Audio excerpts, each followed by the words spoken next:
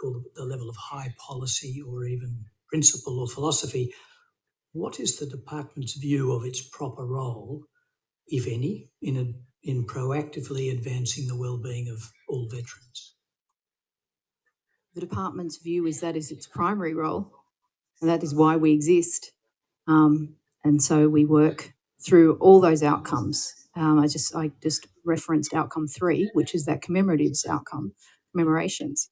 But we work across our compensation services and rehabilitation and other services, health services in outcome 2,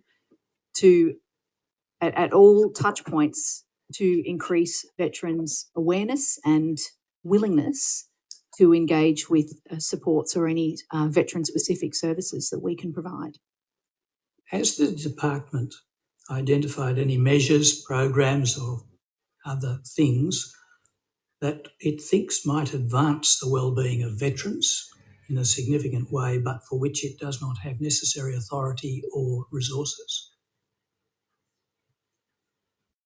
Say that one again, Mr. Singleton. I'll rephrase it because one could hypothesise or imagine that there are things the department would want to do. It thinks they would be helpful in advancing the wellbeing of veterans on perhaps a larger than one-on-one scale, but it doesn't have the resources or the authority to do those things. Have you thought of any such programs that you'd like to do?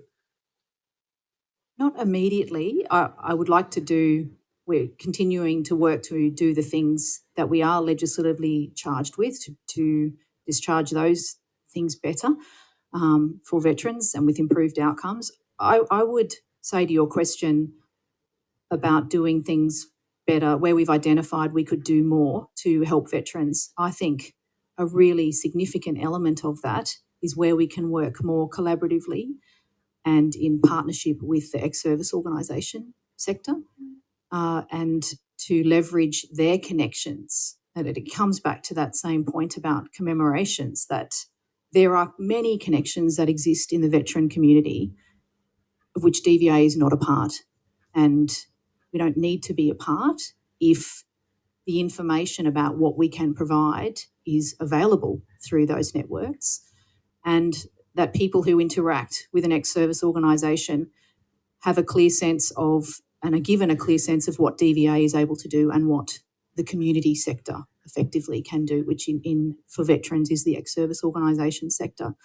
So I think there is a lot of additional wellbeing and support and more ubiquitous support, essentially, that could be provided through a more collaborative way of working with the ex-service organisation and a ex-service organisation sector and a changed partnership approach, which I think we're implementing. I would consider that's what we're implementing, but we just can continue to grow that and to improve the services available to veterans through the way we strengthen that partnership and a clear delineation of where government is leading and where ex-service organisations and other partners are leading. I don't suggest partnership's a bad thing in any way, but how would you distinguish the proper role of the department from the proper role, if any, of ex-service organisations in advancing the wellbeing of veterans?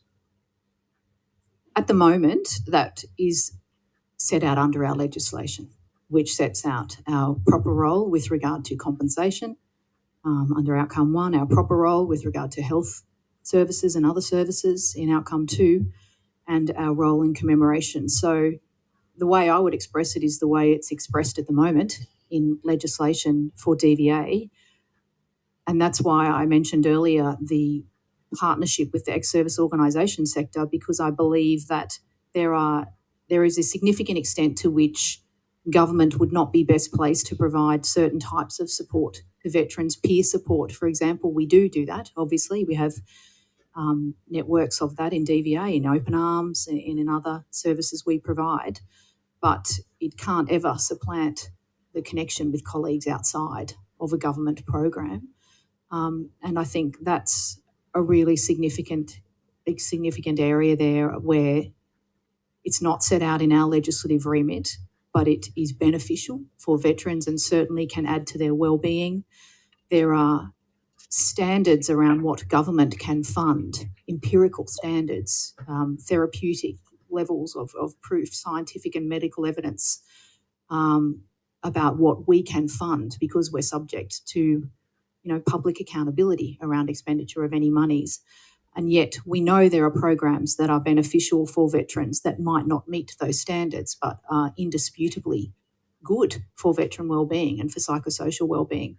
So I think that's why I keep coming back to the relationship. I think there are many kinds of programs that could be supported from the ex-service organisation sector, potentially in partnership with DVA, but where there could be a clearer delineation of what they are able to do, and they have more flexibility and latitude in what they're able to support than DVA currently does under the legislation.